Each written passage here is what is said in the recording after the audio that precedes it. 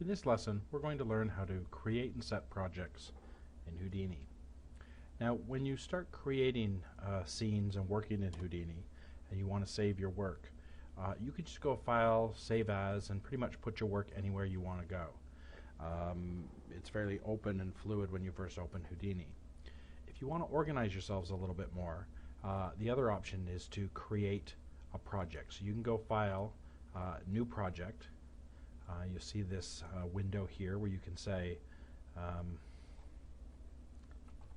going to create a test project in this folder called Houdini Projects. Here's some subdirectories, things that will allow me to store geometry, digital assets, textures, renderings, and so on, and say accept to create that new directory.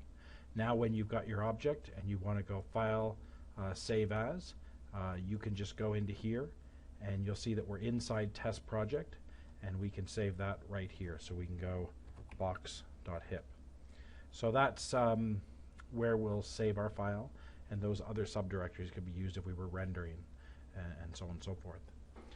Now, if we were going to set an existing project, let's do that. We're going to go File, Set Project, and we're going to, there's Test Project, so we're going to go up one level, and we're going to pick the Squab project. We're going to accept, and now we're going to go File, Open, and we're going to go into the Squab project and pick the Squab scene. Now, when you do this, the way to find this project is $job is the quick way to do it. So if you were, let's say, somewhere else and you wanted to quickly find your project, you just go $job gets you to your project. Select that and go Accept. So here we have a scene with an object in it, and we'd like to assign a texture to that. So we're going to go to the Material Palette. We're going to take a Mantra Surface material, drag it over here, go to there.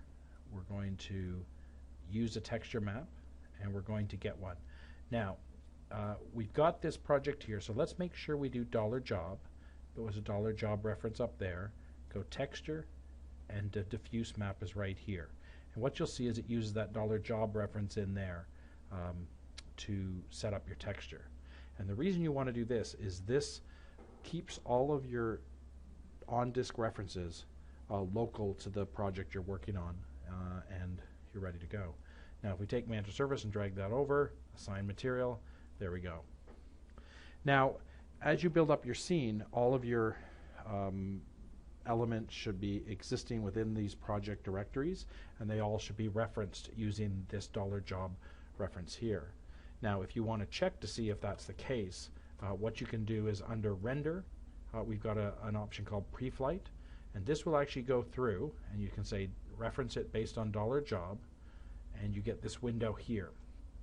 And what we see is that in this case here, the Squab diffuse texture is green because it was referenced properly, but the geometry, the Squab geometry, was actually done using a $home, so it's actually local to the computer, and if I was to take this whole project and share it with someone else, this wouldn't work properly. So we want to fix that. So we're going to click on this, and we're going to fix the expression by going in and just going up to that point there,